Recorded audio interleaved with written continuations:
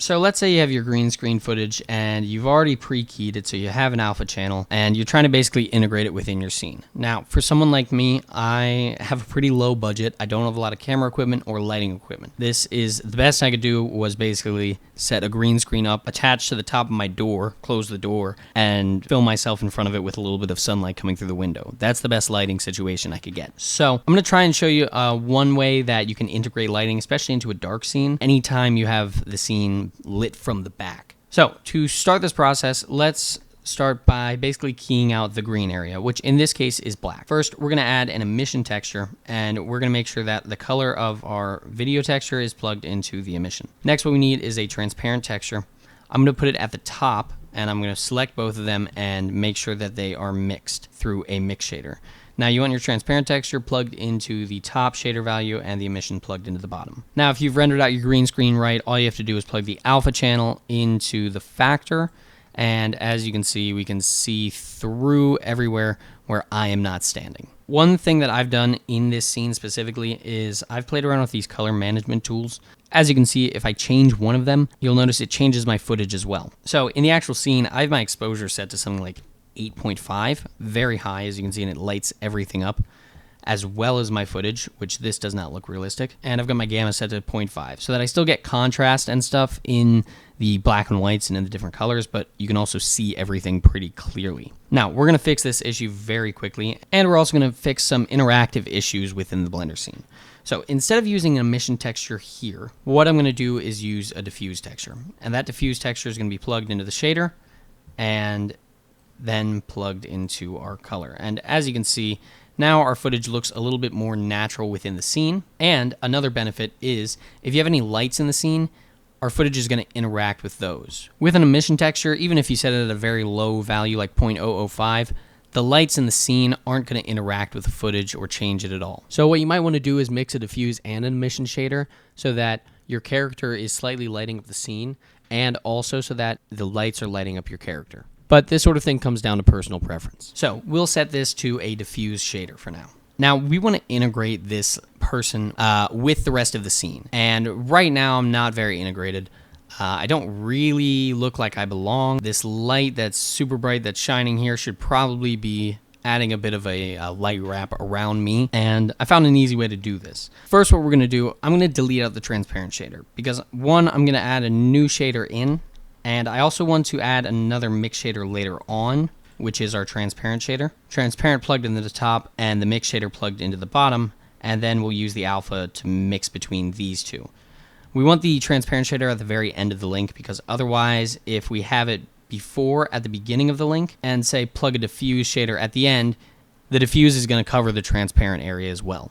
So we don't want to do that. So make sure your transparent shader is always at the very end of your chain, and make sure the alpha channel is plugged into the factor of the very last mix. Next, what we're going to do is I'm going to plug an emission shader into the first mix shader. So now we're mixing between an emission shader and a diffuse shader. And as you can see, if we set it to 1, we have a fully diffuse surface. If we set it to 0, we have a fully emissive surface. Now, the strength in this case isn't going to matter, because we're going to do something with this. What we're going to do is use a node that you've probably heard before, or are at least familiar with. It is called the geometry node.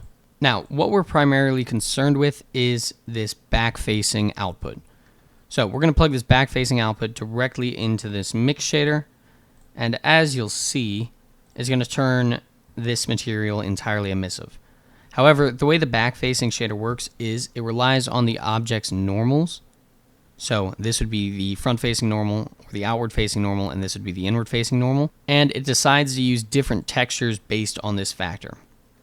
So as you can see, one side of this plane is fully emissive, while the other side of the plane is my diffuse shader. Now, in this certain case, this is backwards, so what we want to do is add an invert node and just invert them so that the front face is our emissive face. Another way you can fix this is if we press Shift-N and recalculate the normals so that their inside and outside are flipped, and then we can just plug back-facing directly into the invert color. Now, the last step to get this to work is we want to add a new modifier, and we're going to add the solidify modifier. Now, as you can see, this is not working properly in the way that we want it to. But if we go down to normals and we flip the normals, it'll work properly. Now I'm going to set this distance or this thickness to a very small value like 0.001 so that these objects are just barely up against each other. If we change the strength of this emissive shader, you can see we get a little edge warp around it. But we can do a little bit more to make this more interesting. So what I'm going to do is I'm going to grab a gamma node and I'm going to plug that into our color. So now we have this gamma slider as well. And finally, I'm going to plug the original green screen footage into the gamma. Now, right now this doesn't look too great, and I'm going to set this up as a group real quick just so that we can easily work around. So what I'm going to do to make this a group, I'm going to select everything except for this green screen footage, and I'm going to press Ctrl G.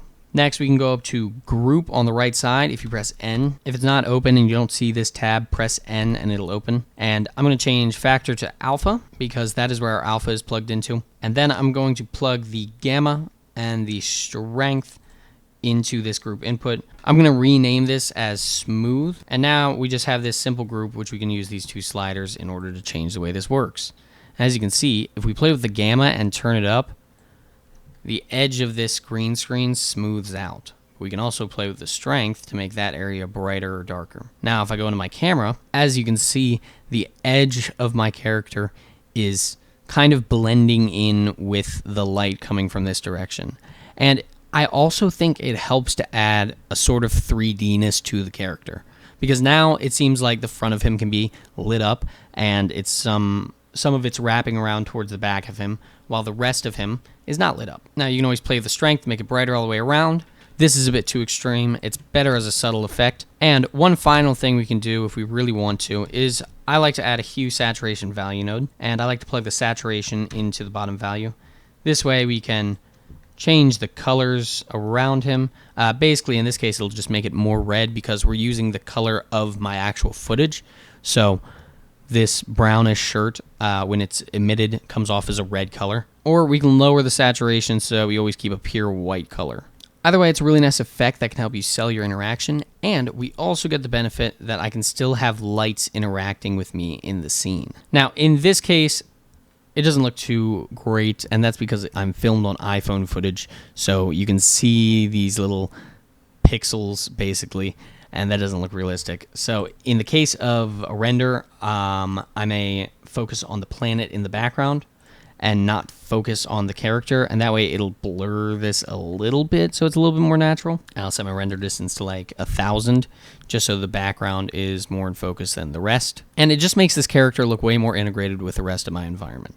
So I just wanted to show you that. If you want more tutorials, go to my Patreon.